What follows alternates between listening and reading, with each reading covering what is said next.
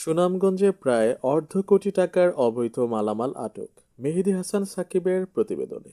Sunamganj battalion ২৮ BGB এর অধীনস্থ সদর উপজেলার নায়েব সুবেদার মোহাম্মদ আব্দুল মান্নান এর নেতৃত্বে একটি বিশেষ টহল দল অভিযান পরিচালনা করে বিপুল পরিমাণ ভারতীয় মালামাল জব্দ করেছে। এ সময় তারা সুনামগঞ্জ সদর উপজেলার জাহাঙ্গীরনগর ইউনিয়নের কামারভিটা ও শহীদ মিনার এলাকায় মালিকবিহীন বিপুল পরিমাণ ভারতীয় সিংঘানিয়া ফেব্রিকের থান কাপড়, কসমেটিক্স এবং মদ আটক করে।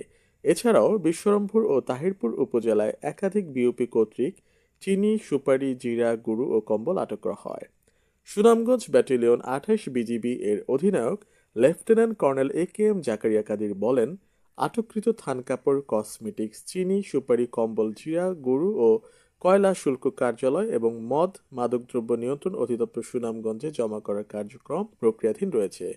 একই সাথে আমাদের গোয়েন্দা নজরদারি চলমান সহ অভিযান অব্যাহত আছে।